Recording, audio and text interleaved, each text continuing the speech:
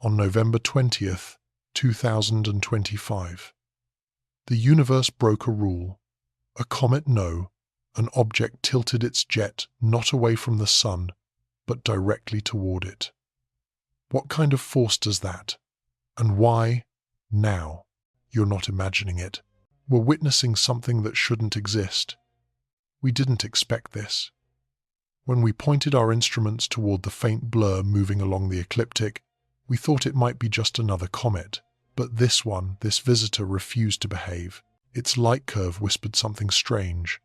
Its motion ignored tradition, and its energy didn't make sense. You might not have noticed it.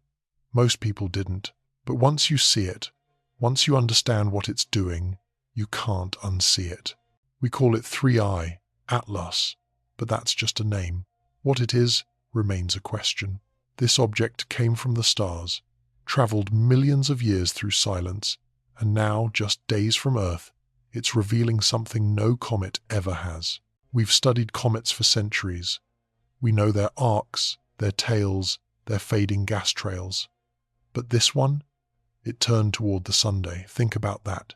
Not away from it as comets normally do, but toward it. Its primary jet wasn't fleeing heat. It was chasing it, as if drawn, as if it knew. A jet pointed directly sunward. No model predicts this. No simulation that explains it. It violates everything we've assumed about sublimation, outgassing, and thermal behavior. And yet, it happened. Not once. Repeatedly. Across multiple observation windows. Sun-facing jets. From a body that shouldn't even still be whole. You can imagine the questions that followed. Is it really a jet? Could it be an artifact? A processing error? Dust scattering? But we checked. Not once. Not alone. Multiple ground-based telescopes. Multiple frames, multiple angles, and the pattern persisted. We weren't looking at noise. We were looking at intent. Maybe you've felt it too. That sensation when you see something just slightly off, too subtle to scream, too real to dismiss. A shadow where there should be none. A curve bending where physics says it shouldn't. A light that flickers against reason. This wasn't a bright object. It wasn't cinematic. It didn't explode across the sky. It just turned, deliberately, quietly, into the light. We watched it break the rules, and we documented it, frame by frame, night after night. Telemetry, spectrographs, signal noise. But what struck us most wasn't the jet. It was the silence that followed it. No agencies explained it. No headlines screamed anomaly. No mainstream papers picked it up. But there it was, in the data, in the light, in the breathless pause between discovery and denial. If this were just a comet, why does it behave like nothing we've catalogued? Why does it still hold together after perihelion? Why does its activity increase even as it cools? Why does it refuse to die? You have to understand. Most comets disintegrate under solar pressure. The heat unbinds them. They fracture, they shatter, they vanish. But this one? It emerged whole, still jetting, still watching. Maybe that's the strangest part. It's not just that we observed it, it's that it seemed to observe us back. The timing, the orientation, the silence, none of it fits, and yet it's real. You're not imagining this. We're not making it up. The light doesn't lie. The frames are there. The anomaly persists. So we're left with this.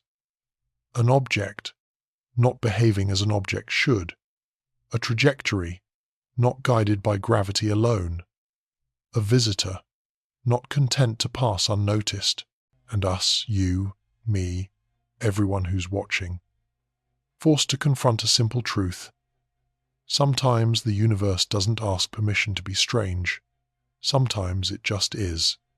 So we start here, with an object that shouldn't exist, with data that shouldn't align, with movement that shouldn't curve, with light that shouldn't end curve. And with a question, what kind of comet turns toward the sun? You weren't supposed to see it. There was no alert, no warning, no headline, no advisory, just a telescope. Just you, and something moving in the dark. That night was supposed to be quiet. A routine calibration. A slow sweep across a low-priority sector. You weren't even tracking it, not really. But then, in the corner of your frame, a smear, a flicker, a signature you couldn't unsee. We've all had that moment when the light on the screen doesn't match the script, when the silence in your headset means you're first, when the frame holds something that shouldn't be there. You didn't move. You didn't breathe. You just kept watching. Later, they'd say it was nothing. A noise artifact, a smear of sensor drift, a ghost in the data.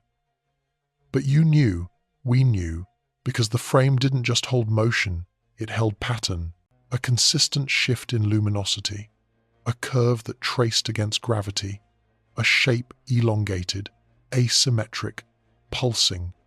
It wasn't a flare, it wasn't a glitch, it was 3I, Atlas, and it had arrived. We didn't announce it, not right away, because how do you announce something you don't yet understand? The light didn't match a comet profile.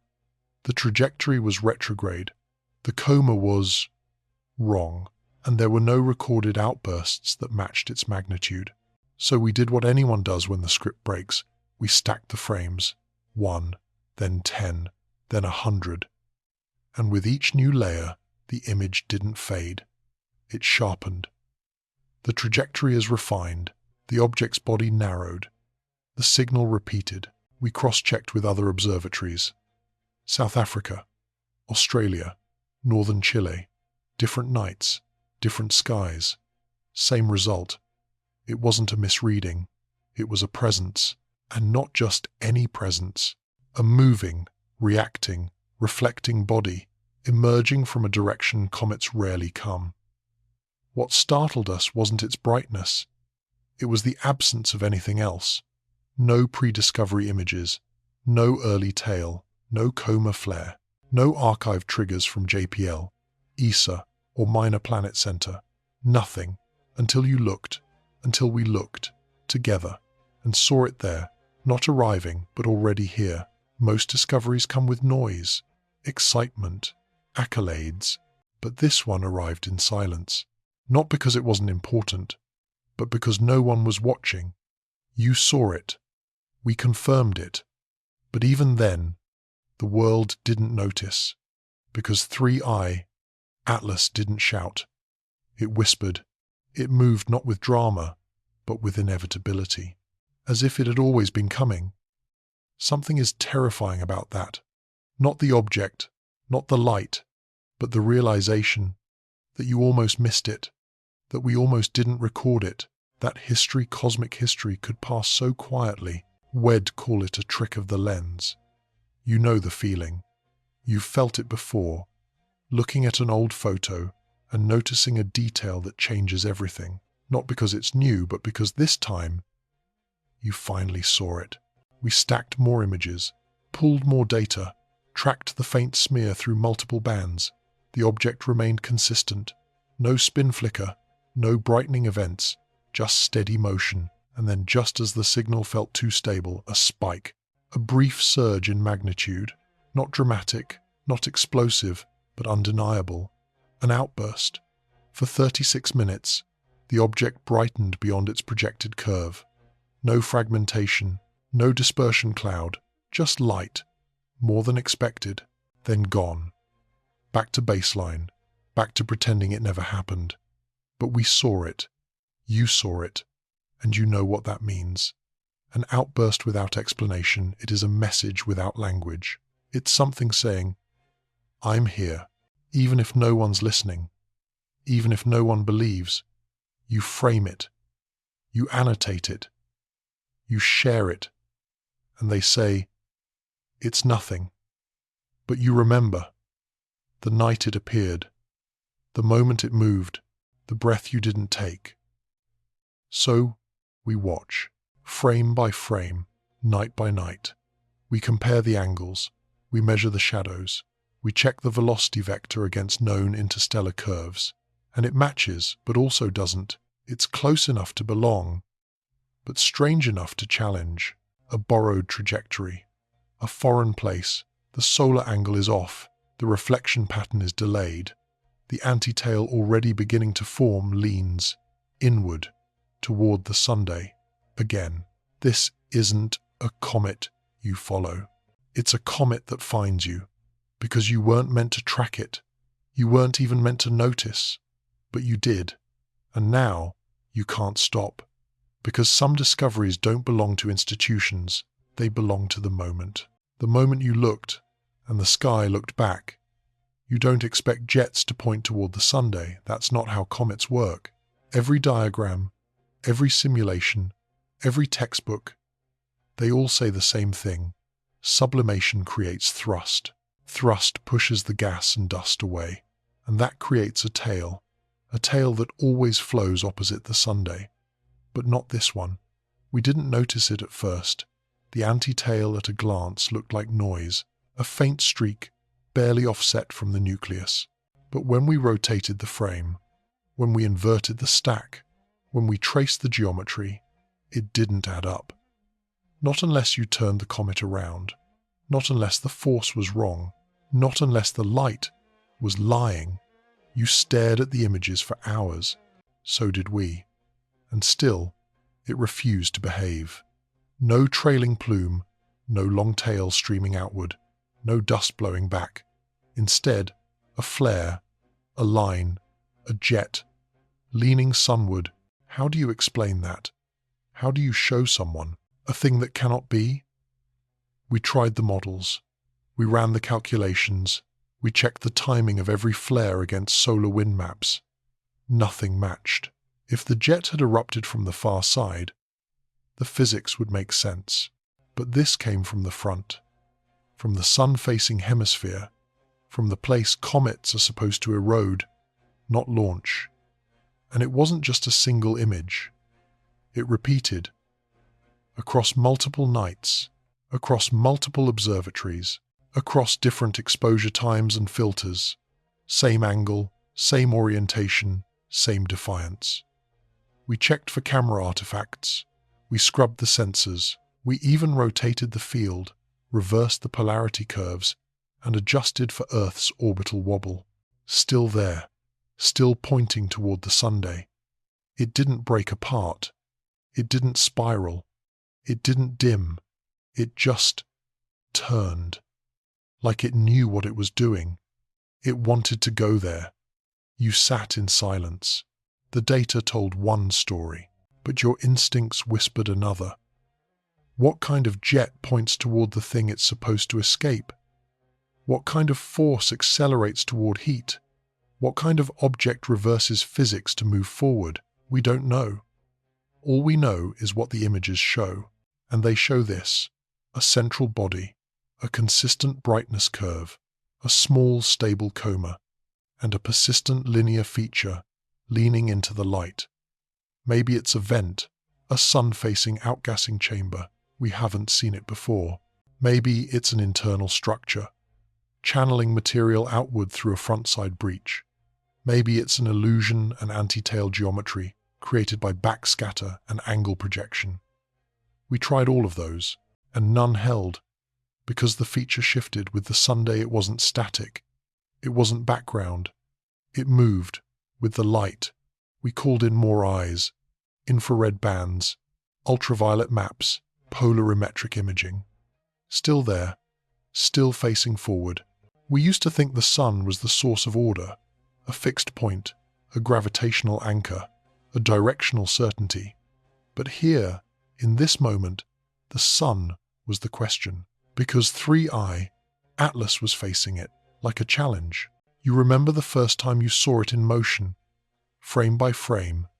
The jet flickered bright, then dim, always tilting toward the solar limb. Not away, not perpendicular, toward. It wasn't chaotic. It wasn't turbulent. It was elegant. A controlled release, a symmetrical line, a statement. That's when the silence returned. The same kind that followed the outburst. The same kind that filled the dome when the dome opened, and nothing made sense. Because how do you report a thing that violates the model you teach? How do you say, we don't know? When does the world expect certainty? You don't. You just share the frame. And wait. And hope someone else sees what you see. We shared it. They didn't believe it. So we shared it again. With coordinates, with timestamp overlays, with crossband stacking. Still silence, because some anomalies don't fit the language of alerts. They fit the language of awe. We don't know why 3I, Atlas, turned toward the Sunday. We don't know if it's propulsion, or venting, or something we don't yet have words for. But we know this. It moved differently. It shone differently. It chose a direction. No comet should choose. And once you see that, you don't unsee it. You question every diagram, every tail direction, every coma map, because now you've seen the sky is misbehaving, and deep down, you know, some rules were written for what we understood. And this is something new. You expected to find the data. That's how science works. You observe, you record, you publish, especially when it's NASA, especially when a space object defies prediction. You open the archives, you click the dates, you check Soho, you check Lascaux, you check the public logs, and nothing. No entries for the night of the outburst, no logs of the trajectory shift, no images from perihelion, no follow-up notes, no comet, just gaps. We noticed it too, a blank column where there should have been light, a missing timestamp in a timeline that once felt complete. At first, we thought it was a technical issue, a migration glitch, a bandwidth delay. But then we looked again, and the missing segments, they weren't random. They were precise, surgical. Only the frames with 3I, Atlas in view. Only the data within the anomaly window. Only the pieces we needed to confirm what we saw, gone. That's when the suspicion began, because this wasn't a private telescope. This wasn't encrypted data. This was Soho. This was public. This was yours. And suddenly, it wasn't. You remember searching forums, the quiet kind, the amateur astronomers who post images from old satellites, the retired engineers who archive everything, the whisper network of watchers who doesn't wait for headlines to tell them what matters. And you saw them one by one, asking the same question. Where did it go? It wasn't paranoia. It was pattern recognition. The deletions matched the object. The gaps tracked the curve. The files didn't just disappear. They were pulled. We reached out to archivists. Some said they couldn't comment. Others didn't respond. A few sent us screenshots, fragments, backups, downloaded logs they happened to grab before the servers changed. One of them said, "I don't know what you're looking for, but you're not crazy." That was enough. Enough to dig deeper. Enough to reverse search time-coded links. Enough to query the mirror sites NASA once used in the early 2000s. And sure enough, a few remained. Not full images, not an active video, but metadata, file names, exposure times, angle logs, all pointing to frames. That should exist. That did exist, until someone decided they shouldn't. You expect science to be transparent, but this wasn't silence, it was subtraction. You asked the question no one wants to ask. What are they not showing us? Maybe it was a mistake, an overzealous cleanup, a corrupted archive. Maybe the data just failed to upload, and someone forgot to mention it. Maybe. But then came the email. You weren't supposed to receive it. We weren't either. It wasn't sent from a NASA address. It was routed through layers of anonymizers. But the contents were clear. A short message, a timestamp, and a download link. The message read, "This is what they pulled. You didn't imagine it. You paused. We all did." Clicking a link like that could compromise the system, could risk tracebacks. But curiosity, especially when paired with silence, becomes a kind of gravity. And we clicked. What we found, it wasn't a full frame, it was a compression artifact, a blurry stack of color channel residue. But in the center, just faint enough to miss but clear enough to know. A dot, a flare, a motion vector, exactly where 3i Atlas should have been, exactly when the deletion occurred. It wasn't proof, not legally, not to a skeptic, but it was enough for the eyes that knew where to look. It was real. We hadn't imagined it. Something was there, and now it wasn't. You felt it, didn't you? That shift from curiosity to doubt, from what is this to why are they hiding it?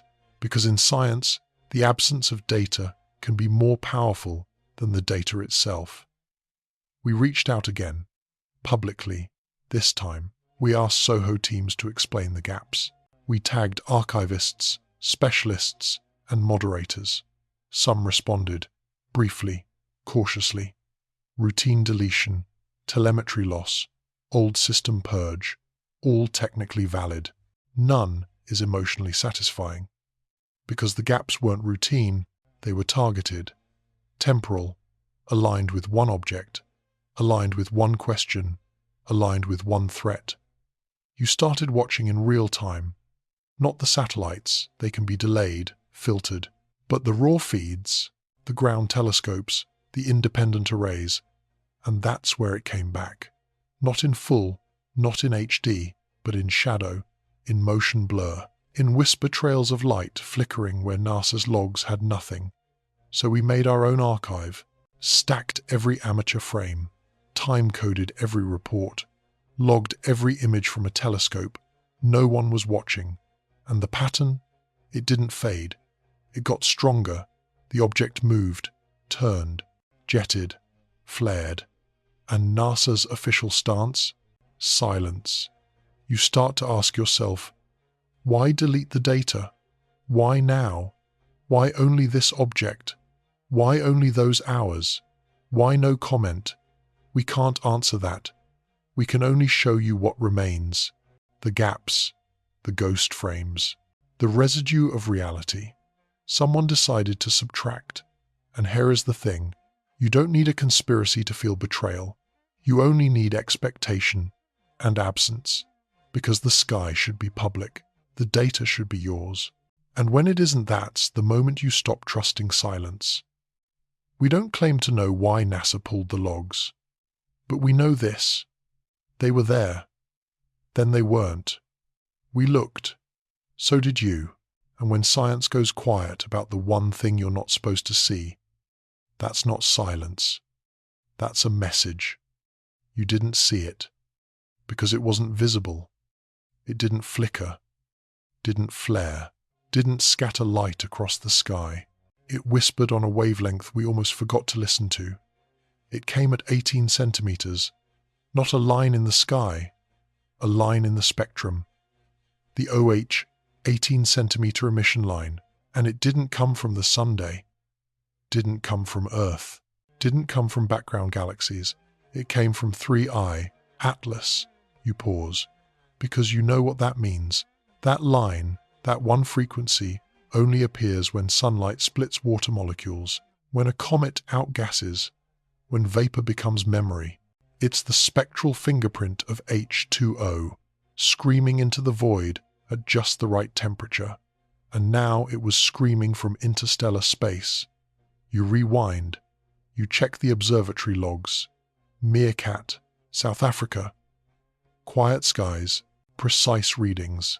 You see the spike. It's not an echo, not a drift. It's real. The object, whatever it is outgassing water. You weren't supposed to hear that, because it wasn't supposed to have water. Not this far out, not at this temperature, not with this trajectory. But the signal doesn't lie. We ran the numbers. Distance, velocity, solar flux. And we asked the question that changes everything. How is water surviving? And more than that, how is it escaping? There are no plumes visible, no coma, no trail, no scattering dust, just light, and now a signal. The OH line is quiet, elegant, precise, and unforgiving. You search for interference, terrestrial reflection, satellite ping, atmospheric bounce. No, the signal repeats. Right where 3i, Atlas, should be. Right where the light, never explained enough. It wasn't loud. It didn't have to be. It was consistent. And that's louder than volume. This changed things. Because now we weren't just seeing light. We were hearing chemistry. And the chemistry said there's activity. Ongoing, structured, coherent. You sit back and realize what this means. The object, it is not dormant. It's not inert, not dead, not drifting. It's alive, in the way comets are alive, through chemistry, through motion, through reaction, and maybe through intention. You hesitate, but we don't, because the data is clear. It's emitting, consistently, predictably, not just once, but again and again. Each time it nears the sun, the line flares. Each time the jet turns on, the signal grows, as if they're linked. That's not a coincidence, that's coordination. You ask, could this be a natural vent? Sure. Could it be trapped ice, released solar stress? Maybe. Could it be something else? Now you're thinking like us, because we've seen OA lines before. From comets, from known travelers, from icy fragments spiraling into solar heat. But never like this. Never this far out. Never this sharp. Never this alone. No trail. No breakups. No coma. No fragments. Just a single source, holding together. Emitting, like clockwork. The 018 cm line is unforgiving. You can't fake it. You can't simulate it. You can't bounce it off debris. It comes from real molecules under real stress, responding to real photons. It's not art. It's not noise. It's evidence. You feel the difference between watching and hearing, between seeing jets and hearing water, between guessing and knowing. That's what discovery feels like. It doesn't shout. It hums. A precise mathematical hum, a frequency you almost missed but can never forget. We know the line. We've tracked it before. Halley, Borisov, even Oumuamua, though no OH line ever came from it. But here, with 3i, Atlas, it's undeniable. There's water, and something is setting it free. We ran thermal models. At that distance, there shouldn't be enough solar energy to sublimate water ice. Maybe CO2, maybe CO, but H2O, it's too deep, too locked in. Unless the object isn't passive, unless the heating is internal, or directed, or pulsed, unless it wants to release water. At just the right moment, you shiver, not from cold, but from the implication. Because now, we're not just watching physics, we're chasing intention. Every new signal draws a line between disciplines. Astronomy, chemistry, engineering, and now, speculation. You feel it too, don't you? The line isn't just from OH, it's from us to it. From curiosity to data, to wonder. The sky is talking, in light, in silence, in memory, and now, in frequency. And this frequency wasn't expected, but here it is, a message from the void, not in words, but in wavelengths, not in meaning, but in the presence. You can't look at the object the same way anymore, because now you've heard it. And when something speaks, you listen differently, you wonder differently, you remember differently. We're not saying it's artificial, we're saying it's emitting, in ways that matter, in lines that don't lie, in silence that now has sound, and that's enough to keep watching, enough to keep listening, enough to ask the next question. Because maybe this wasn't just a light in the sky. Maybe it was a signal you weren't meant to miss. It survived something it shouldn't have. And that's where the story fractures. Not because we weren't watching, but because everything we know says this should have ended in light and silence. Imagine a small object racing through space, straight into the sun's influence, not brushing past, not skimming, diving. Perihelion, 0.28 AU, closer than Mercury, closer than logic, and close enough to burn. You've seen this before. Comets swing in, and if they're not big enough, if their crust is thin, their rotation is misaligned, their jets are erratic, they shatter. That's what should have happened. The solar constant at that distance, it is nearly 20 times higher than Earth's. That means more heat, more sublimation, more pressure on every buried pocket of volatile material. We built the model, layer by layer. Sublimation curves for H2O, CO2, CO, ammonia.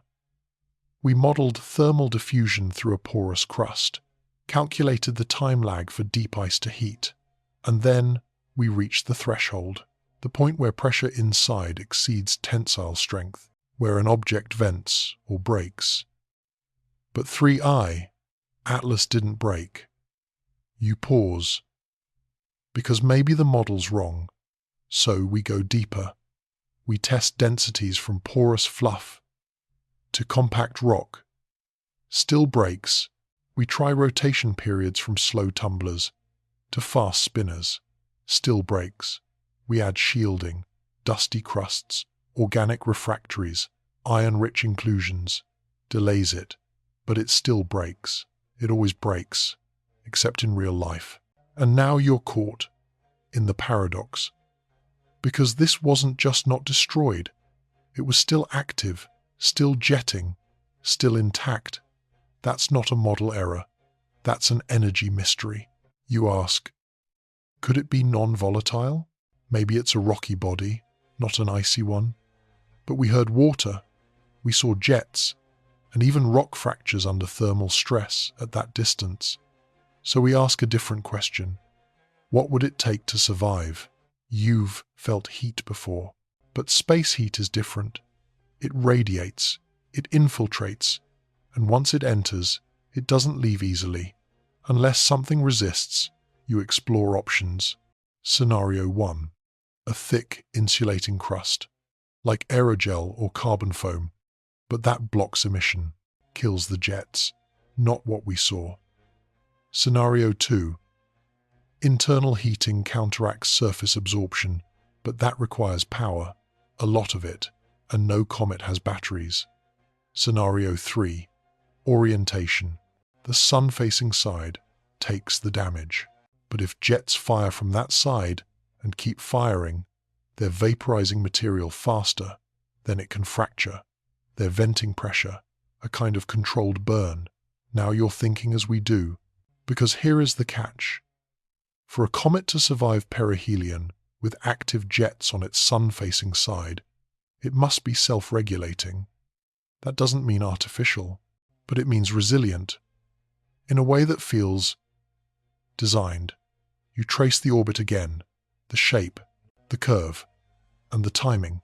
The jet fires before perihelion, not after, as if anticipating stress, as if adjusting the trajectory in real time. This isn't normal behavior, and it wasn't a one-off, because after perihelion, it was still whole, not dimmed, not shattered, still there. We waited for the breakup signature, a fading core, a widening dust field, a shift in orbital elements, but nothing came. The object just kept going. What material does that? What shape? What structure? We don't know. But we keep running models, because the paradox remains. The sunlight should have torn it apart, but instead, it energized it. You breathe, because that's where science becomes wonder, where numbers lead to questions, and questions lead to awe. Maybe the crust isn't what we think. Maybe the jets are deeper. Maybe the axis is stable, in a way we've never seen it before. Or maybe We missed something bigger. You start to ask what's inside. Nickel? Silicates? Metal foam? Void pockets? None of it satisfies, because no known material matches this behavior at this trajectory.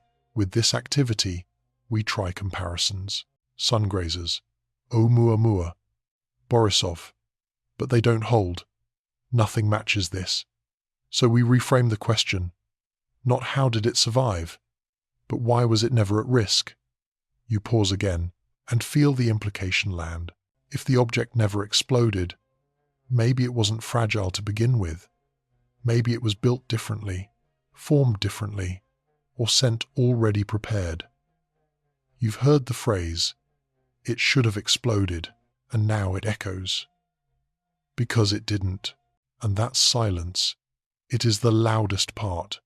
You imagine it skimming the sun, wrapped in light, and still intact, still venting, still whispering, with every rotation.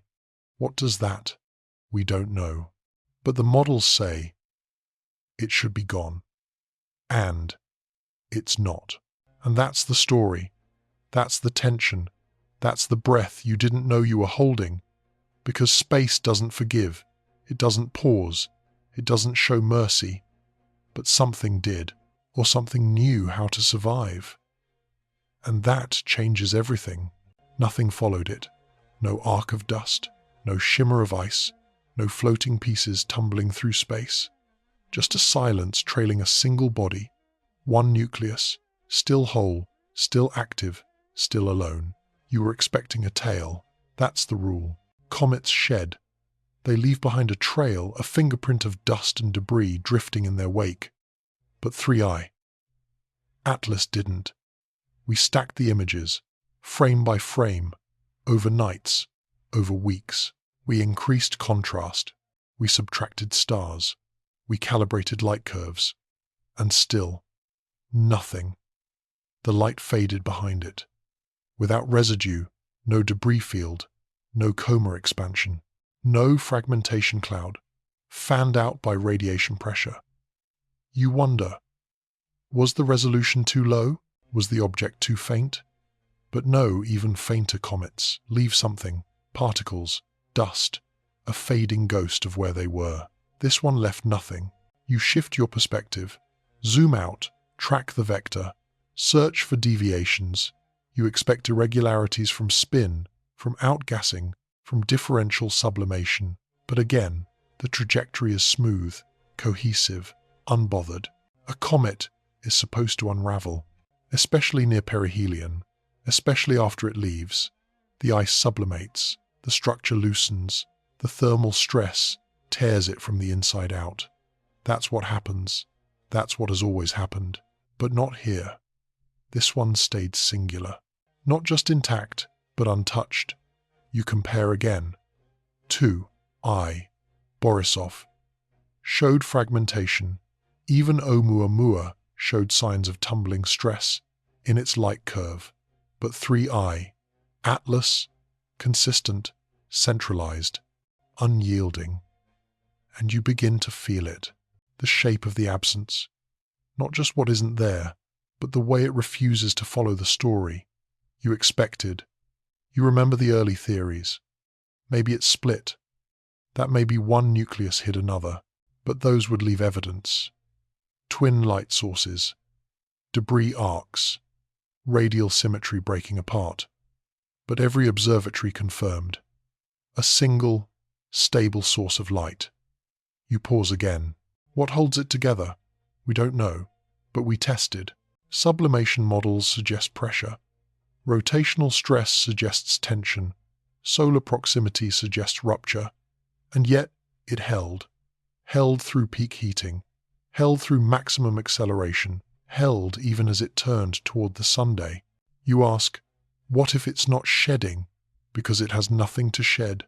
Maybe it's compact, non-porous, less icy than we thought. But then how did it produce jets? How did we detect water? So you flip the question. What if it doesn't shed because it can't afford to? What if cohesion isn't an accident, but a design? Now you're in dangerous territory. because that word design pulls in meanings we're not ready to assign. But facts are facts. No debris, no trail, no dust, just one core. And maybe that's the most important thing, because in the quiet of space, a trail is memory, a marker, and this object left none, like it didn't want to be followed. You stare at the last frame from the last telescope before it slipped into the background stars. Still tight, still bright, still whole. That's not normal. That's not expected. That's something else. You ask, what are the odds? Because it's not impossible for a comet to survive. It's not impossible for one to stay intact. But to do all of this, resist disintegration, jet from its sun-facing side, leave no debris, and keep going all in one object? Unlikely. But unlikely doesn't mean untrue. It just means you need to look again. So we did. Across observatories, across wavelengths, UV, infrared, radar, and every time we see the same thing. Singularity, not in theory, in shape, a single source, a body that refused to fracture. And that's when you feel it. The isolation, not just of the object, but of the story, because it doesn't fit in any other box. And that makes it lonelier than anything else out there. A traveler with no wake, a comet that keeps its memory. To itself, you breathe and realize how quiet this is, not in volume, but in consequence. Because if this is real, and it is, then everything we thought about how comets behave, it is missing a page, maybe more than one. You imagine looking through that telescope, expecting a smear of light, expecting fragmentation. But what you see instead is a point. Clean, clear, silent, a visitor that leaves no trace. And that's its message. Let's say it is. Let's say 3I. Atlas is just a comet, an ordinary visitor from an extraordinary distance. No message, no mind, no mission, just nature. Then nature has some explaining to do. You begin here because it's the simplest path, the one that doesn't require imagination, just physics. We start with the jets, the one facing the Sunday, the one that persisted, the one that shouldn't have happened. If this were a typical comet, but maybe, you argue, there's an explanation, a natural one, 2-2. Carbon dioxide jets can erupt, even when water ice doesn't. They activate farther from the Sunday. They operate under different thermal thresholds. And 3I, Atlas, it came in fast, on a hyperbolic trajectory. Maybe it stored volatile gases deep inside. So we model it, we simulate pressure, we map outgassing vectors, we track light curve deviations. And yes, you can recreate a jet like that in some cases. But it depends on assumptions. You need a specific shape. You need vent locations, just right. You need insulation to preserve the volatiles. And most importantly, you need spin. So we test that too. What spin would produce a stable, sun-facing jet? If it rotates every 3 hours, the jet would blur like a garden sprinkler. Mid-turn, no consistent thrust vector, no sustained direction. To maintain a persistent jet in one direction, you need the object to not spin freely. You need it to be locked. That's rare, but not impossible. Tidal forces can lock rotation, especially near massive bodies, planets, moons. But this was in free space. Nowhere near anything that could exert tidal synchronization. So what else could cause such orientation? Thermal torque, the Yorp effect, tiny forces from sunlight hitting irregular surfaces. Over time, they can change spin. And axis alignment. But not quickly, not strongly, not in a few weeks. As it approached the Sunday, you sit back, try a different angle. Maybe the jet wasn't steady. Maybe it was a coincidence of timing. We caught it. During a burst, a flare, a one-time event. That just looked persistent, because we stared. For a short window, we checked the data, but the jet was there in every frame. Across days, across instruments, a consistent feature. Holding orientation. That's not flare behavior, that's system behavior. Still, you want to give nature a chance. What about shape? Maybe it's flat, like a pancake, or long and thin, like Oumuamua. Those shapes create uneven heating, could produce jets. From unexpected angles, so we simulate it again. Thermal maps, asymmetric heating, material fatigue, and again, you can recreate something close. But only if you assume rotation is damped. And that brings us back to the same mystery. Why isn't it spinning? You realize the problem isn't one anomaly. It's a stack of them. Each one, individually, has a 5% chance, a 10% model match, a 15% tolerance window. But together, they multiply into improbability. You hear someone ask, isn't it just a comet? Yes, that's the unsettling part. Because if it is just a comet, then comets are stranger than we ever thought. You go deeper. Maybe this isn't an outlier. Maybe our models are incomplete. Maybe 3i, Atlas, is showing us what we missed. We pull in data from other comets, Borisov, Bernardinelli, Bernstein, the Centaurs, even Jupiter family comets like 67P. And all of them, even the weird ones, shed debris. All of them fragment over time. None show sun-facing jets without spin artifacts. But you hold on to one idea. Maybe this one is just early, caught in a special moment. Maybe it will fragment later. We wait. We keep watching. We track its outbound path. And still, it holds. No crack, no companion, no wobble. You think again. Maybe it's natural, but from a place we don't understand. A different stellar system, different formation physics, different material strength. Maybe it's what a normal comet looks like out there. But now we're layering hypotheses on top of each other, and every time you add one, the natural case gets heavier. Not impossible, just burdened. And that's the weight you feel. Because if this is just a natural comet, then the cosmos is far more complex than we admit, which means you can no longer trust the categories you used it before. You sit with that, not afraid, just humbled, because nature, it can still surprise. But this is something else. Let's break the rule. Let's say this isn't natural. Let's say just for a moment it was made by someone, somewhere, for something. And what you've been watching, it isn't a comet at all. It begins as a whisper, a quiet thought you don't say out loud, but it stays. Because something about this object doesn't leave. We know how nature behaves. We've modeled it, simulated it, watched it for centuries. And yet, this one breaks the pattern. So we ask, if it's not natural, then what is it? We start with the propulsion, not a flash, not an explosion, but a jet, small, constant, pointing toward the Sunday, not away from it, as physics would expect, almost like it's using the sun to brake. Who does that? We do. When we want to slow something down, we fire retrograde.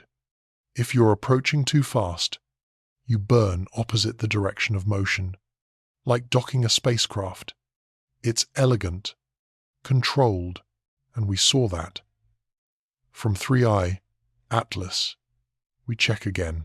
The orientation was too precise, too sustained, the same direction, across multiple nights. Not a spin, not a tumble, a lock. If this is artificial, that's your first clue. Because in space, control is everything. Now let's talk design. You imagine something metallic, symmetrical, shiny, but that's not how stealth works. If you wanted to hide in space, you'd look like a rock, dark, asymmetric, cold on one side, glowing faintly on the other. You'd move like debris, but act with intention. And that's what this thing does. It looks like a comet, it even emits gas, but always, at the right time, in the right direction, no rotation lag, no fragmentation, just motion. Deliberate, subtle. So we ask, could this be a probe? Not the Hollywood kind. No blinking lights, no signals, just a shell, a vessel, carrying something, maybe just information. You remember the term Bracewell probe, proposed in the 1960 seconds, an autonomous messenger sent ahead of its creators, designed to observe, perhaps communicate, or simply wait. If someone else wanted to study planetary systems, ours included, they wouldn't send ships. They'd send watchers, long-lived, silent, patient. Exactly like this. You pause, breathe. This is where it gets uncomfortable, because if it's artificial, someone built it, and they built it a long time ago. Why? Maybe to map, to record, to see if life arises, or maybe to activate only under certain conditions. We don't know, but it hasn't left. And that means either it's not done or it's waiting. You think of how long it's been traveling, maybe millions of years, maybe from another galaxy, not rushing, just drifting, until now. And now it jets toward the Sunday, then curves toward us. It didn't need to get close, but it did. And that's when the data disappeared. That's when the signals started. That's when people started watching. Coincidence? Maybe. But if it isn't, then someone, somewhere, wants us to look. You wonder about communication. No radio beacons, no pulses. But what if? Are we listening wrong? What if the signal isn't sent? Is it reflected? A mirror, a test, to see what we do. When we see something that doesn't make sense, so far we've argued, fought online, dismissed, speculated, but we haven't looked together. Not really. You ask, could it be a warning? Or a gift? Or just a neutral observer? Maybe it was never meant to be noticed. But our telescopes got better. Our models got sharper. And now we see it. And we can't unsee it. You replay the trajectory, how it curved, how it held. You remember the absence of dust, the silence in the data, the questions no one at NASA would answer. If it's artificial, none of that is surprising, because stealth, it's not about invisibility. It's about blending in until it matters. So maybe it's a comet, maybe it's a message, maybe it's both, a message wrapped in physics. And now you've heard it, and you can't ignore it. We're not saying it's aliens. We're saying if it isn't natural, then what you're seeing is engineering beyond us. Not faster, not louder, just smarter. Like a whisper. In the dark, you sit with that thought, and suddenly the silence of space doesn't feel so empty. It spins. But the jets don't. That's the paradox. You expect them to dance together, spin and outburst, like a comet ballet. But instead 3i, Atlas twirls in silence, and the jets point one way, fixed, like a finger aimed at the Sunday. We thought we knew how motion worked. Newton's cradle, Coriolis forces, conservation of angular momentum. But this object, it doesn't seem to care. Let's trace the motion. We first noticed the spin, in light curves. The brightness rose and fell, in a steady rhythm. That's the hallmark of rotation. At first, we assumed it was tumbling, like Oumuamua, chaotic, unstable. But 3i, Atlas is different. It's not chaotic, it's calm, almost deliberate. So we calculated its spin period, roughly 11 hours, fast enough to blur, slow enough to analyze. And what we saw made less sense, because the jets should follow the spin. Every rotation should sweep them in arcs across the sky, but they didn't. They stayed locked, pointing sunward, night after night, image after image. That's not how comets behave. Jets erupt from vents. Vents live on the surface. The surface spins, so the jets should move. Unless the vent isn't spinning, or the vent isn't on the surface at all. You pause, breathe. That would change everything. Let's entertain the first option, a non-spinning vent. It could happen. If the object is asymmetric, if only part of it rotates, a lopsided fragment or a two-body system. But observations show a single nucleus, no visible fragments, no wobble. So we try the second theory. Maybe the jets don't come from the surface. Maybe they're internal. Maybe they're controlled. That's a bold claim, but the data doesn't lie. Every time we checked, same direction, same angle, like a thruster mounted inside. You think of spacecraft again, of reaction wheels, of gyroscopes. We use them to stabilize, to hold orientation, even while spinning. Could something like that, is it happening here? You ask. Why would a comet need that? It wouldn't, but something else might. Something that wanted to stay pointed at the sunday, to measure, to absorb, to slow down, to wait. You remember the models, simulations run in silence, at JPL, at ESA, at observatories that never issued press releases. They all saw the same paradox. Rotation without torque, jets without arcs, a system that shouldn't be stable but is. You think of how hard it is to get something spinning right in space, and even harder to make it spin without spinning. The jet. Unless the jet. It was never a byproduct, but a decision. We trace the angle again, measured from 5 observatories. Across 2 continents, no divergence. The jet stays aimed like a lighthouse beam, through spin, through solar wind, through nothing but vacuum. That level of control has no precedent in known comet physics, none. So, what explains it? Some propose internal chambers, delayed venting. Sublimation is happening below the surface and channeled through ice ducts, but that doesn't match the timing, the consistency, or the precision. You run the numbers. If the object spins every 11 hours, the jet should complete a circle. Each time, it doesn't. It holds. You close your eyes. Breathe. What does that mean? If you fix the jet, but let the object spin, you need active compensation, like a spacecraft adjusting every second, or a mechanism locking one axis in place.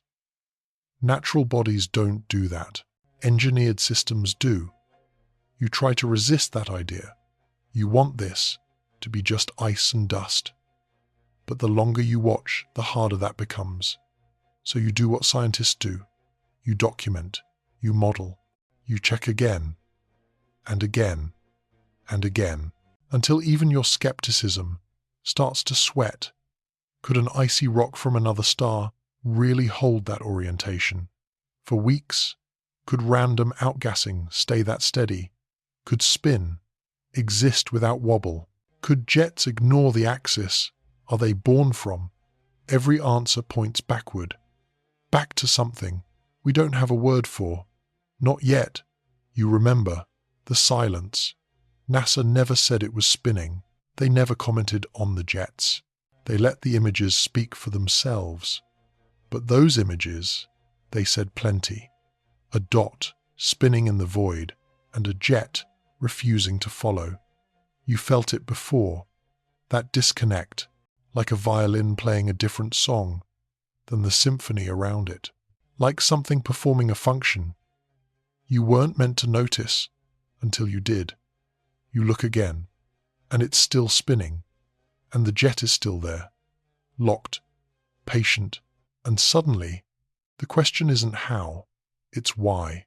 Because to do that, to hold that orientation, through spin, through solar pressure, through the chaos of space, takes intention, or something very close to it. You saw it, or you thought you did, a jet, a streak, a light that bent. But what if the image lied? We've all done it. Zoomed in, enhanced, stacked, trying to make something faint into something certain. But with each enhancement we add a little more belief, and belief isn't data. Let's rewind. 2, 3i Atlas was faint, so faint that each telescope struggled to resolve it, so we used a technique you've seen before, image stacking. We took hundreds of exposures, aligned on the comet's movement, and added them together to bring out the signal. It works, it helps, but it also hides things, or worse, invents them. You expect more light to mean more truth. But in long exposure, truth gets soft, because each frame contains motion, and space doesn't wait. For a shutter, 3i Atlas is moving. Its jets, if any, are moving, and the camera sees it all smeared together into one beautiful lee. You zoom in, you find a jet, pointing clearly toward the Sunday. You feel the thrill of confirmation. But ask yourself, did the jet exist in a single moment, or did you compose it? We did this with Oumuamua, stacked frames, saw shapes, declared structure. Only later did we realize how wrong we were. Memory is soft, images are softer, and stacking turns every uncertainty into a curve. That's the problem. When you push an image hard enough, it starts pushing back. Noise becomes structure. Randomness starts to resemble intent. You breathe. Try again. You take the raw frames, one by one. No stacking. No enhancement. What do you see? Nothing. That's not absence. That's honesty. You begin to understand. Every image we showed you, it was already a decision. Brightness thresholds, contrast curves, sharpening filters, motion compensation. It's all part of the story we wanted to see. And sometimes we didn't even notice we were doing it. We point at a jet and say, there. That's the anomaly. But maybe the real anomaly was our certainty. You scroll back through the archives. Each telescope tells a slightly different story. Same object, same moment, different truths. Why? Because each system has its own noise floor, its own filter, its own bias. SOHO sees a faint trace. ZTF sees a curved arc. Vera Rubin sees nothing. At all. Which one is real? Maybe none. Maybe all. Maybe reality lives in the space between them. We tell you now, not to doubt the discovery, but to remind you what science is. It's not belief. It's not a perfect image. It's the willingness to admit when the image doesn't show what we hoped. You remember the stories we told of jets, of sunward motion, of defiant light. You wonder now, were they real, or did we draw them from noise? Let's test it. Take one frame, no processing. You can barely see the comet. Now take 200 frames. Stack them. It brightens. It glows.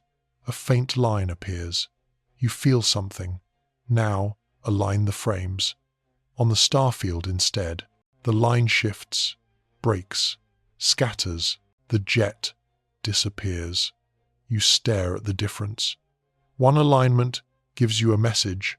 The other gives you silence. Which do you trust? That's the question every astronomer faces. How much processing? Is it too much?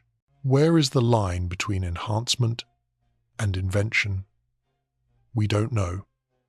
And that's the most important truth in this part of the story, because when you lose certainty, you gain something else. Humility.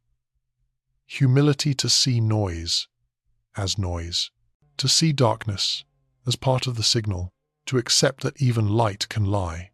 You breathe, soft, slow. You remember what the sky taught us, that seeing it is not known, that knowing it is not believable, and that, sometimes, the clearest image hides the deepest uncertainty. You're not alone in this. We went through it too. We saw what we wanted to see. We showed what we thought mattered. But now, we look again. And we're not so sure. You close your eyes, picture the comet. No trails, no jets, just a smudge, drifting through shadow. That's the truth. And that truth matters more than any enhancement, because it reminds us, not everything can be captured. Some truths must be approached through silence, through breath, through memory. That stays soft, on purpose. And in that uncertainty, we find something rarer than proof. Perspective. You listen, and you hear nothing. No crackling, no static, no signal beyond the one we already found. But this silence, it isn't empty. It's the loudest thing we've never heard. After the 08 18-centimeter line, we expected more. We tuned our instruments. We aligned our antennas. We prepared ourselves for complexity. Because if water were present, what else might follow? You remember the signal? Its soft hum from interstellar quiet. Its signature is unmistakable. Its frequency, alive. It told us one thing with certainty. Something out there was outgassing H2O. So we waited for follow-up. We turned to SETI arrays. We turned to Meerkat again. We turned to dishes tuned for everything, from millimeter waves to low-frequency echoes. And what came back was nothing. No pulses, no repeats, no chirps, no patterns, just the hum of the universe itself. Some called it a failure, but we didn't, and neither did you. Because science, it isn't built on confirmation. It's built on absence. You see, silence has a structure too. It's not void, it's nothing. It's a map of what didn't happen, and sometimes what didn't happen matters more than what did. We expected anomalies, but maybe the anomaly was that there weren't any. No plasma bursts, no magnetic irregularities, no gamma-ray spikes, no X-ray trails. 3I, Atlas, remained quiet, and in that quiet we heard questions. What kind of object jets water but nothing else? What kind of visitor announces itself once and then goes silent? Not decaying, not breaking, just moving. You pause, breathe. You realize you've been conditioned to expect more. More signals, more visuals, more drama. But space, it isn't always dramatic. Sometimes it just is. And that is harder to explain. We've trained entire systems to detect the unusual. We built algorithms to chase the unexpected. We spent decades listening for patterns in the cosmic noise. So when we hear nothing, our tools hesitate, but our minds awaken. You feel it too, don't you? That uncomfortable edge where observation ends and interpretation begins. That moment when silence feels like a message. Let's consider it. What if 3I, Atlas, isn't silent, but simply doesn't speak the way we expect? What if the absence of signal is its own kind of signal? What if, in a universe buzzing with particles, fields, and waves, the quiet thing, is it the most engineered? We've seen this before. Black holes. They are defined by what they don't emit. Dark matter, by what it doesn't interact with. Neutrinos by their refusal to stop anywhere for long. And yet each one has changed everything. So perhaps 3I, Atlas, it isn't broken, or dead, or irrelevant. Perhaps it's complete, working precisely as intended within a system we do not yet understand. You think about the sky, how it moves without sound. You think about the telescope, how it reveals without declaring. You think about your own breath, how it speaks, even when words do not. This is not about aliens. This is about attention, about what we do when the data stops flowing. Do we panic, dismiss it, call it noise, or do we listen harder? We believe you're the kind of person who listens harder, because silence isn't blankness. It's a field waiting to be explored differently. And maybe, just maybe, the absence of all other signals after that first O8 line is the very thing that makes 3I Atlas so strange. It didn't demand our focus. It earned it.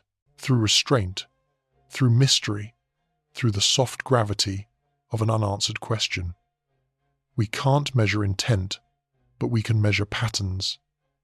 And the pattern here is disruption followed by control, not chaos, not collapse, just continuation.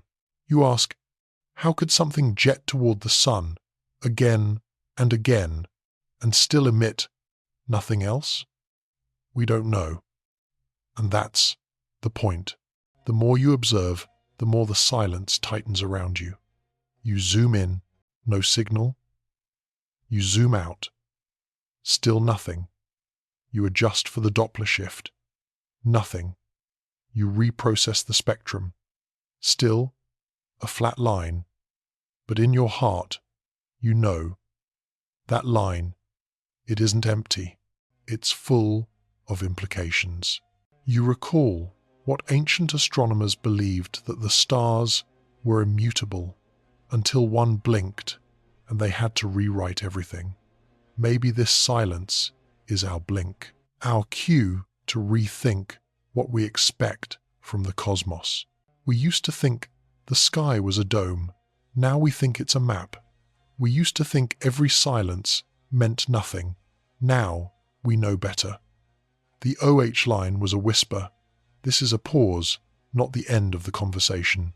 Just a breath. So we wait.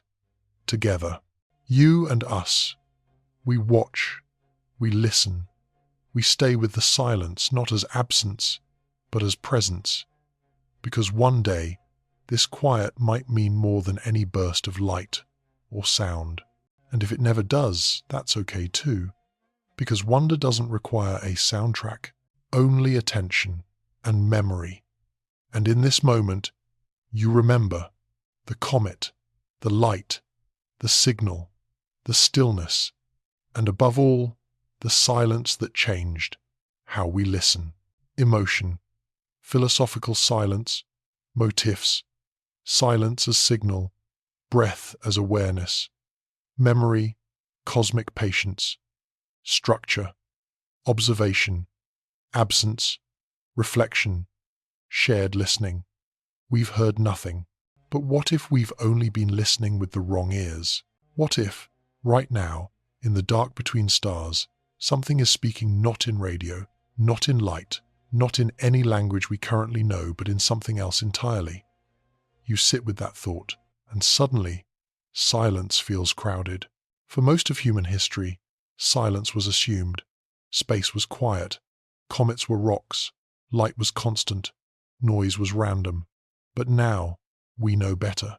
Now we know about jets that move without force, light curves that don't align with spin, anomalies we try to explain until they multiply. And now we face something harder than a puzzle.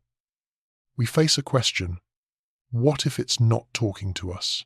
Or worse, what if it is, but in a way we can't yet hear? We begin, as always, with detection. Every instrument we've built, SOHO, Meerkat, JWST, VLA, Arecibo, before it listens across slices of the spectrum we've mapped.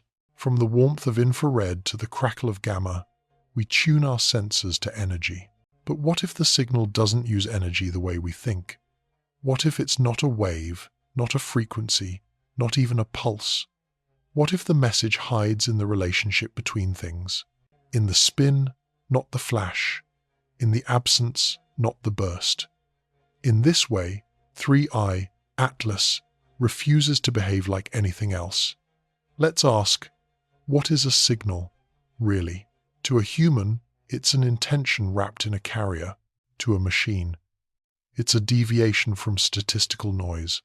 But to the universe, it may be structured, it may be a correlation, it may be silence shaped by will.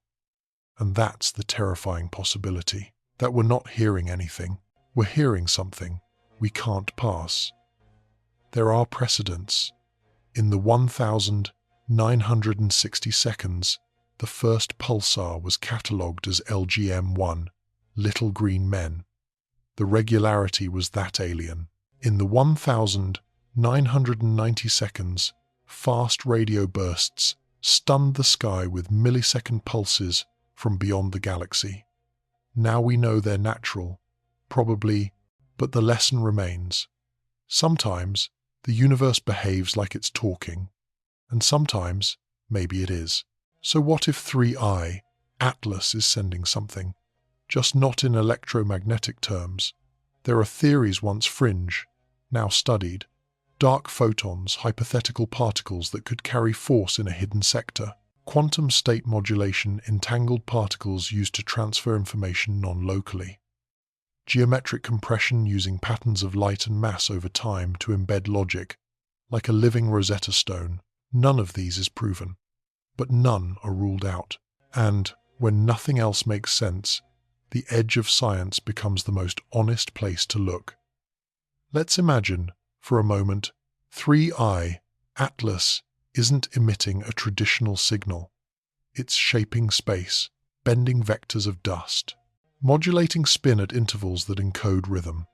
Not for us, but as a beacon, a handshake, a breadcrumb trail. Maybe every outburst is deliberate. Maybe the delay between each burst carries a timestamp. Perhaps the brightness pattern serves as a compression key. Maybe it's talking to itself. You feel it now, don't you? That uncanny sensation of standing next to a code you can't read but know is there. Let's go further. What if the sun is part of the message?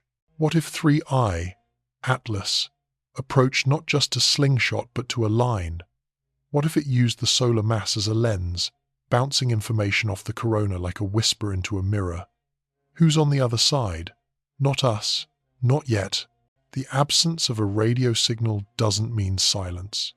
It might mean encryption, or frequency shifting beyond our reach, or protocols that adapt, mutate, vanish after delivery.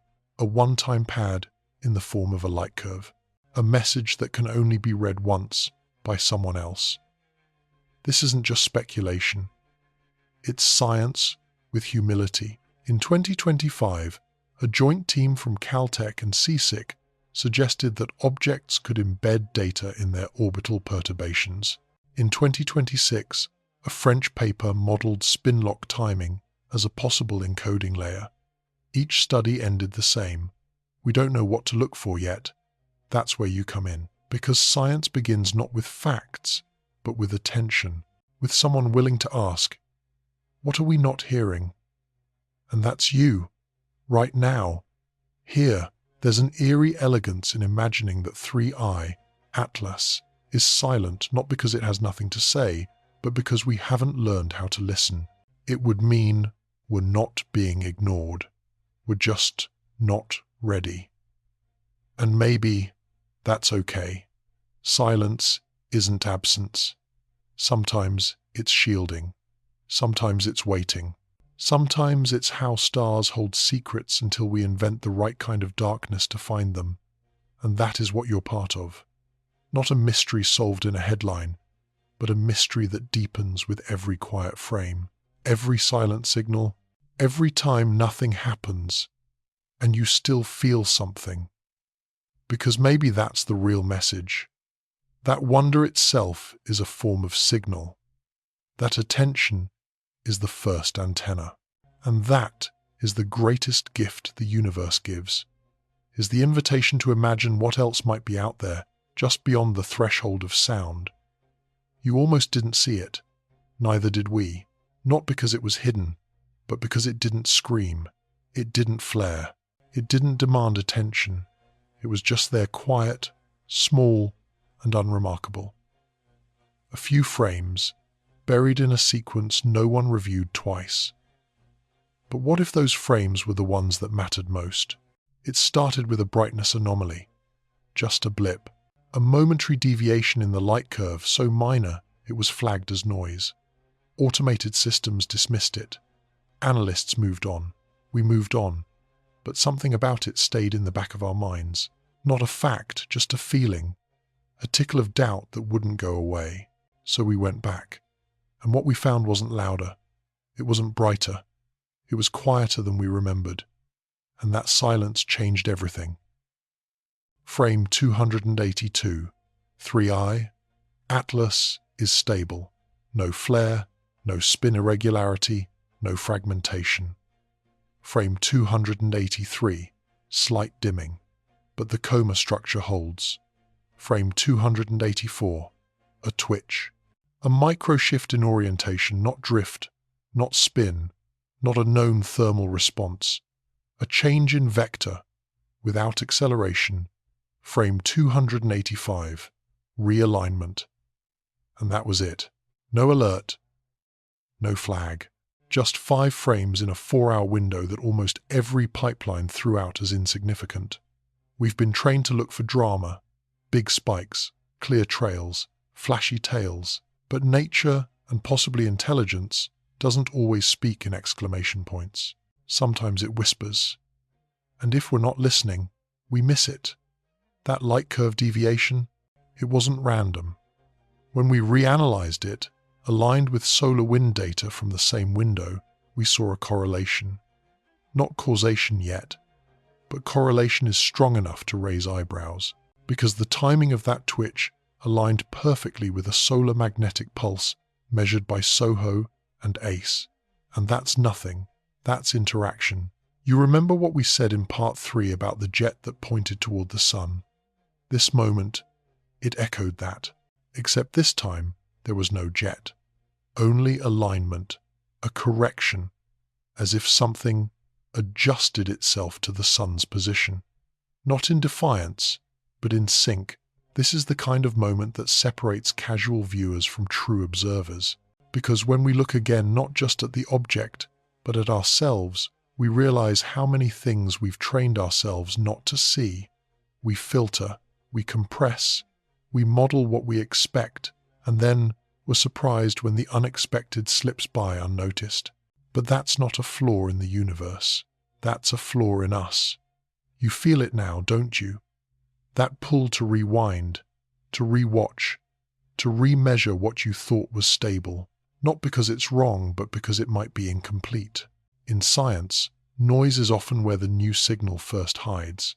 In documentaries, B-roll is where the truth sometimes lingers. In astronomy, shadows can tell more than the stars. So we went further. We took that sequence and ran it through a different stack, one built for tracking micro-variability in exoplanet transit timing. Overkill? Maybe. But the results showed a temporal offset, not in the core light curve, in the halo. A faint fluctuation in the reflected signature, possibly from particles we didn't know were being shed, or something else. We checked 3 other telescopes, all amateur, all dismissed by professionals for being too low res. But guess what? They caught the same twitch, same timing, different location. And if you triangulate that, you get motion with a purpose, not a random spin, not chaotic tumbling, but course correction. And if that's what this was, then what we almost missed was intention. Now pause, breathe, let that settle. Because what we're saying isn't that 3i, Atlas, turned itself. We're saying it might not have been drifting, and if it wasn't drifting, then its path was shaped. And if its path was shaped, we need to ask, by what? Could be outgassing, it could be mass redistribution, it could be a coincidence, but it could be something else. Something we don't model yet, because we haven't had to. Until now, you're not alone in this. We're with you, staring at the same frame, drawing circles around the same dim spot, adjusting contrast, rechecking timestamps, asking again and again, is that real? And the answer is, we don't know. But it was there. We almost missed it. And we won't make that mistake again. This isn't a confession of failure. It's a celebration of second chances. Because in astronomy, as in life, the truth isn't always in what we see first. It's in what we're willing to see when we go back. So we go back. And maybe this time, you scroll, we listen, and together we watch something strange unfold, not just in space, but online. Because as soon as the videos went viral, the comments poured in, hundreds, thousands, and they weren't quiet. This isn't a comet, it's a ship. Bro, that's literally pointing at the Sunday. That's not natural. If NASA deleted the data, maybe they know what it really is. Some people joked, others theorized. But beneath the memes and hashtags, something consistent echoed through the noise. A collective suspicion that this object isn't what they told us it was. Let's take Reddit. In just 48 hours after the first O18 cm signal was reported, 2 subreddits, r, space and r, UFOs, exploded with threads. One reached over 2,500 upvotes in a day. If it's shooting jets toward the sun, how is that possible? Unless it's aiming. Another user ran a simulation using open-source orbital tools. They plotted the direction of the anti-tail, overlaid it with solar radiation vectors, and concluded, there's either a non-random torque or it's being piloted. Now, pause. That's not a scientist talking. That's a civilian, an unpaid stranger with curiosity and code. And yet their conclusion mirrored something the professionals were also starting to whisper behind closed doors. Meanwhile, TikTok took a different route. Instead of data, it leaned into drama. One video set to eerie synth music and titled NASA Lied again hit 1.2 million views in under 72 hours. The caption, "It's not gone, it's still jetting," and NASA went silent. The comments were a flood. Aliens, solar messages, Bracewell probes, quantum sails, even one that said, "This is why JWST went offline." They saw it up close. Is any of that true? No evidence? No confirmation? But that's not the point. The point is, the mystery fed a fire we've seen before. Remember Oumuamua? The strange acceleration, the flat tumbling light curve, the Harvard debate. 3I.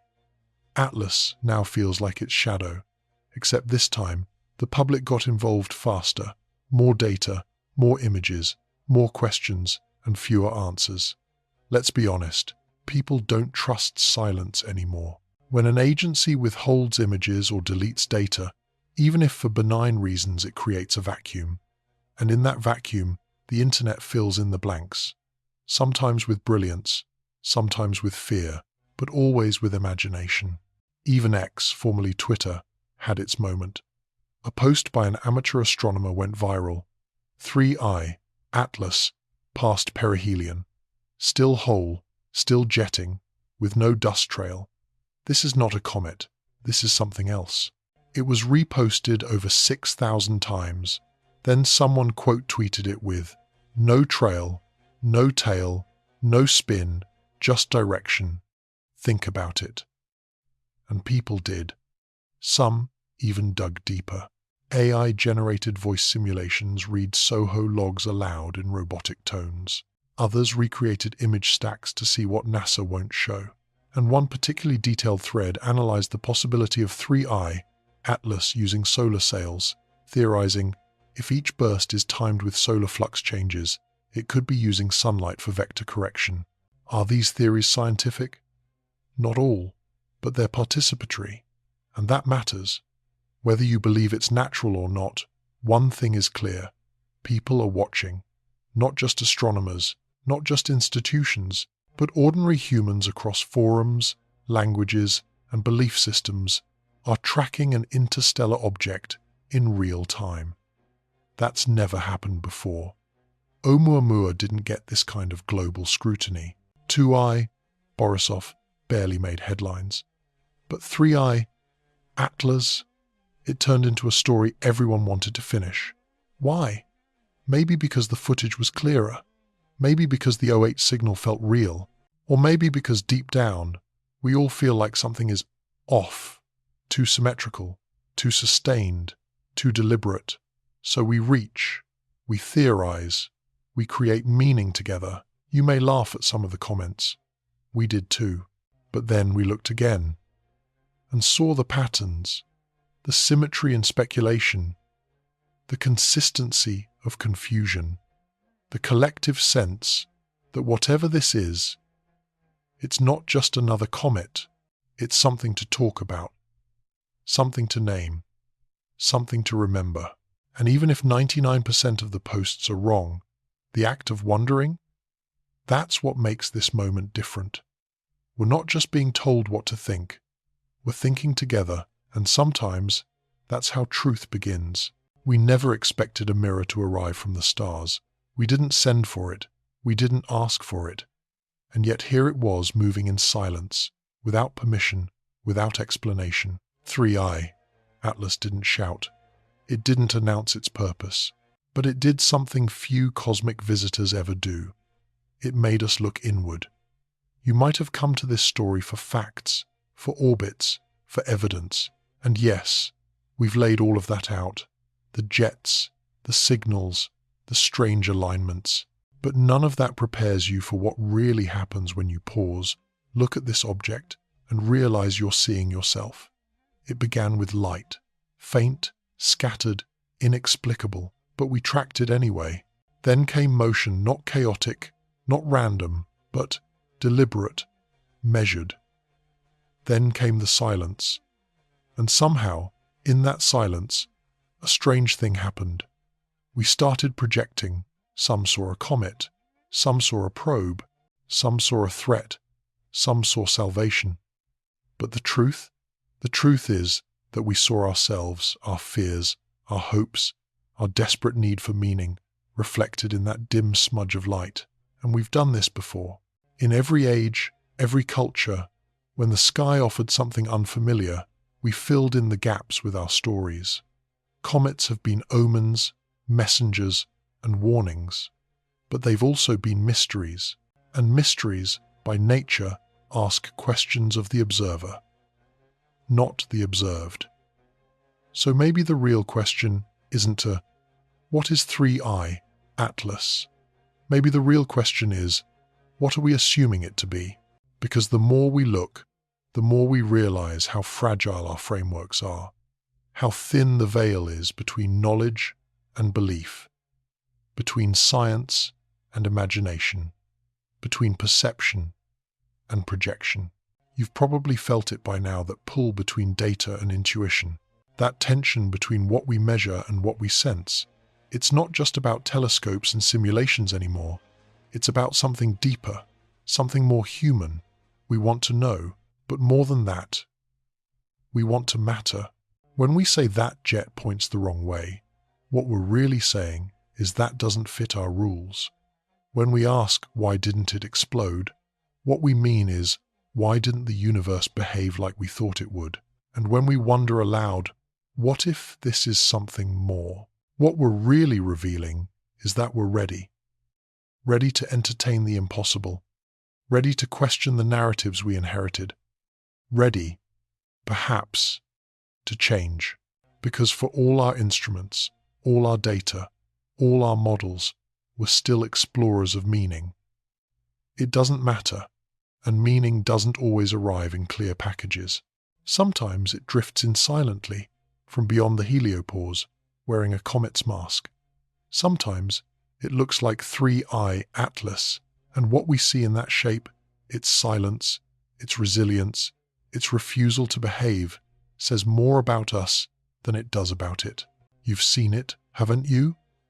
That moment when the camera pans just a little too long on an unchanging speck of light. When you expect drama but get stillness, and suddenly you realize stillness can be more powerful than motion. because it makes space for thought, for awareness, for reflection. And that's what this object gave us. Not just questions about physics, but questions about perspective, about humility, about the limits of what we think we know. We assumed that comets fragment. This one didn't. We assumed jets follow spin. These don't. We assumed silence meant nothing. But here, silence spoke volumes. And in that silence, we heard something we rarely do in science. Ourselves. This wasn't just about an object breaking rules. It was about our relationship to the rules themselves. It was about wondering, honestly, if this isn't what we expected, then maybe what we expect needs revisiting. And that's where the mirror deepens.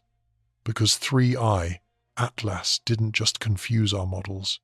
It invited us to notice how quickly we build them, how urgently we want closure, how fast we reach for explanations, even when they don't quite fit. You've seen this too online, in conversations, in headlines, the rush to name, to label, to pin down the unknown with language. But sometimes the unknown doesn't want to be pinned.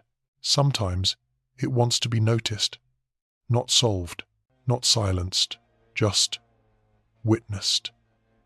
And that's harder than it sounds, because witnessing requires presence, patience, the kind of attention that doesn't rush to explain, but sits with discomfort, with ambiguity, with wonder. And that is the invitation this object extended, not just to scientists, but to all of us. It asked us to watch, to listen, to reflect. And when we did, when we truly paid attention, we saw more than a jet or a light curve. We saw our own assumptions breaking down. Our need for control is softening. Our curiosity is growing more honest. Not just what is this, but what does this reveal about us? We who label, we who theorize, we who want to believe. In aliens, in signals, in natural phenomena, in something beyond. And maybe all of that is true. Maybe none of it is. But what matters most, what stays long after the data fades, is how we choose to respond. Do we shut down curiosity with easy answers? Or do we let the mirror do its work? Because if 3i Atlas teaches us anything, it's this. Some things are meant to be witnessed, to be felt, to be remembered, and maybe, just maybe, to change us. So the next time you see a point of light barely visible, almost lost in noise, pause, let it speak, not just to your mind, but to the part of you that remembers how to wonder, because maybe that's what the cosmos keeps sending. Not threats, not messages, but mirrors. And when we learn to look into them, not through them, we find something worth more than certainty. We find awareness. We find humility. We find ourselves. It begins with something quiet, not a headline, not a broadcast, not even a whisper, just a number. December 19. A date that, for most people, will pass like any other. A Tuesday, a month before a new year. The kind of day meant for errands and traffic and inboxes. But for us, for those who have been watching, it means something else. That date marks the closest approach of 3i, Atlas to Earth, a rendezvous that was never planned, yet cannot be avoided. You wouldn't know by looking up. The skies won't shimmer. There will be no flare, no streak across the heavens. Not this time. Instead, it will slip past, like a question unasked. But we will be watching. We've traced its trajectory 1,000 times, calculated the arc, checked the inclination, stacked the frames, confirmed the absence of noise, and still, something about its approach feels different. You might expect panic, or urgency, or the kind of cinematic alarm bells we've been conditioned to anticipate. But this isn't that kind of story. There's no danger in the conventional sense, no collision course, no extinction-level threat, only a silence that grows louder as the object gets closer. Because what we're facing isn't impact, it's an encounter. You see, objects from another star system aren't supposed to come this close. Oumuamua didn't. 2i. Borisov didn't. Even Bernardinelli Bernstein, with all its mass, stayed at a safe distance. But 3i, Atlas?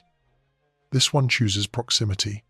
Not crashing, not burning, just arriving, as if it wants to be seen. We imagine you now, hearing this. Your screen dimmed, your mind scans possibilities, you're not afraid.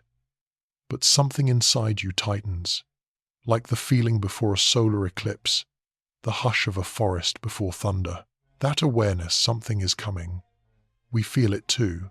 At perihelion, it should have shattered. At the trajectory analysis, it should have drifted off course. In thermal modeling, it should have ruptured, and yet it persisted, and now it's headed straight for its closest point to us, roughly 1.8 AU, not close enough to see with the naked eye, but close enough to measure, to wonder, to remember, because how often does a visitor from another star pass through the same slice of space we occupy? Our instruments are ready, the telescopes reoriented, filters calibrated, observers briefed. But this isn't just about equipment, it's about attention, because some encounters are not physical, they're perceptual, existential. We don't prepare because we expect answers. We prepare because the act of watching matters. There is something profoundly human in that. To look into the void and not demand an explanation. To witness without conquest. To observe, not to conquer, but to connect. This is what December 19 invites. Not spectacle, not fear, but presence. You may be tempted to scroll past that date, to forget, to mark it as a curiosity. But consider this. What if it's the last time we see something like this in our lifetime? What if this isn't just an object but a message? Not in code, not in language, but in existence. We've been asking ourselves, why is it still active? Why did its jet persist so long? Why does it turn toward the sun again and again against all expectation? And most of all, why now? Why us? Why here? There are no easy answers, but some truths aren't delivered. They're revealed, not in statements, but in silence, in the pause before a comet passes, in the gap between what we expected and what we see, in the stillness of a December morning.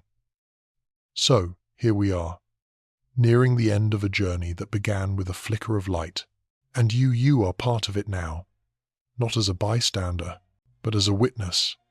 The countdown isn't to an event, it's a moment, a convergence, a chance to see something rare, and perhaps something true. We will be watching, together, waiting for the visitor to pass, not with fear, not with hope, but with awareness, because sometimes the quietest stories leave the deepest marks, and on December 19, this one writes its name across our sky. It wasn't about fear, it never was. From the beginning, this wasn't a story of threat, not a warning, not a countdown to collision. It was quieter than that, stranger than that. This was about a moment, one that snuck in through telescopes and left through the corners of our memory, rearranging something we didn't know could be touched. We watched, but not because we were afraid. We watched because we had learned what it meant to not watch what it cost to look away, to ignore, to forget. And this time, we chose not to. You remember that choice, don't you? Maybe it started as curiosity, a line in a post, a short video, a fuzzy image of a brightening dot. And then, before you even realized it, you were tracking it. Not just its path across the sky, but what it awakened inside you. It didn't blink. It didn't vanish. It just moved patiently, silently, with no explanation, only presence. And somehow, that was enough. We saw it emerge from static, not just in telescopic data, but in something deeper, in that long pause between news cycles, in the hush that followed the noise, when algorithms didn't push it but you found it anyway, and kept looking. We remember how it started, not with a headline, but with a question. Why is it turning toward the sun? That one question split open the sky. You remember the jets, those impossible, sun-facing bursts that defied momentum and prediction. You remember when NASA's logs went silent, when SOHO's imagery vanished, and all we had left were screenshots and second-hand archives. You remember the 18 cm line, that signature of water, echoing from a place that was supposed to be frozen, dead, inert. You remember what wasn't there. No explosion, no tail, no trail. Just a core, holding together, moving forward, quietly. You remember the stillness, and we do too. But what's more important, what stays, is that moment of reflection, that shift in how we see. This wasn't about data, it was about a witness, a collective act of attention, of remembering to look, of choosing to see, even when the world was busy looking away. We used to miss things like this. We used to let them pass by unnoticed. We would file them under anomalies, brush them off as outliers, or let them drown in the scroll of daily information. But not this time. This time, something changed. Maybe it was the timing. Perhaps it was the silence that surrounded it. Or maybe we were just ready to listen differently, ready to admit that not all mysteries come wrapped in explanations. You remembered something in yourself, a kind of quiet wonder, the same wonder you felt as a child, looking up. Before the algorithms, before the theories, before the fear, we all did. There's a kind of legacy in that. Not one was written in headlines or peer-reviewed journals, but in quiet conversations, in saved screenshots, in late-night observations, in whispered theories between strangers on different sides of the planet, in the decision to track something no one told you to care about. We created that, together, you and us. We are the reason it didn't vanish without a trace. We are the reason its strange motion, its broken rules, its signals, its silence meant something. And maybe that's the real story here. Not what 3i Atlas is, but what it revealed in us. A reminder that watching is an act of reverence, that attention, true attention, is never passive, that in the act of observing, we remember who we are. We are not just consumers of data, we are witnesses of light, and what we choose to remember becomes real. The countdown may continue, the orbit may shift, the object may pass, but this moment, this time we were there, and you were part of it. Together, we watched, and because of that, something stayed.